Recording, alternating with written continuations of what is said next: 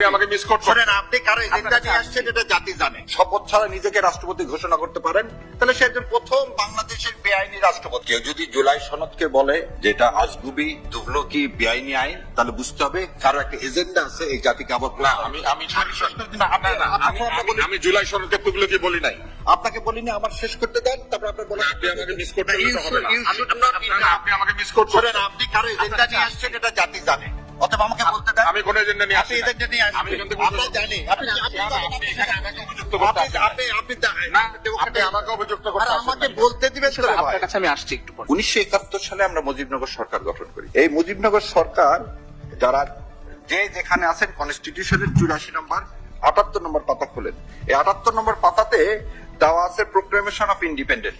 এই প্রোক্লেমেশন ইন্ডিপেন্ডেন্টের সমস্ত 5 জায়গায় লেখা আছে বঙ্গবন্ধু শেখ মুজিবুর রহমান, কোথাও লেখা নেই জাতির পিতা। এবং এই 78 নম্বর পাতার শেষে লেখা আছে যে কি লেখা আছে 78 নম্বর পাতার শেষে, যে রাষ্ট্রপতি এবং উপরাষ্ট্রপতিকে শপথ পড়াবেন অধ্যাপক ইউসুফ আলী। শপথ না পড়ানো পর্যন্ত সে রাষ্ট্রপতি হয় না। শেখ মুজিবুর রহমান 10 তারিখে বাংলাদেশে এসে নামলেন ভারত দিল্লি হয়ে।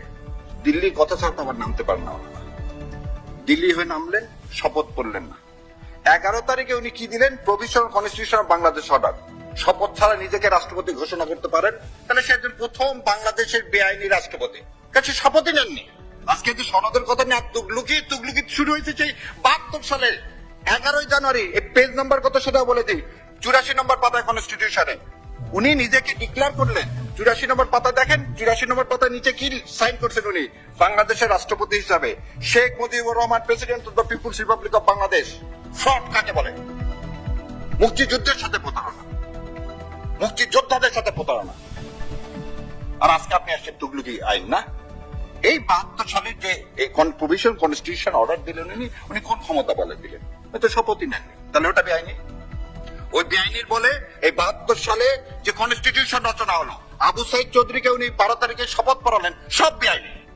জন্মই যার আজন্ম পাপ। কেন আমরা 24-কে দ্বিতীয় স্বাধীনতা বলি? সেদিন তো আমরা স্বাধীনতা পাইনি। 71 সালে 16 ডিসেম্বর কি জেনারেল ওসমানী ছিল না বাংলাদেশে? ছিল না কামরুজ্জামানরা, তাজউদ্দিনরা? কেন 16 ডিসেম্বর অরোরার কাছে আপনাকে হ্যান্ড ওভার করতে হবে? কেন আমার কনস্টিটিউশনের ড্রাফট রেডি করে দেবে ইন্ডিয়া? ও, এই কথা আপনারা বলবেন না। আপনারা একদিকে যে বলবেন, এক কথা হয়ে বলবেন। কোনটাকে বলবেন? জুলাই সনদ। যখন মানুষ তারা নতুন সূর্য দেখার স্বপ্ন শুরু করছে, তখন আপনি একটা নেগেটিভ তৈরি করবেন। এই জাত গেল, জাত গেল, জাত গেল।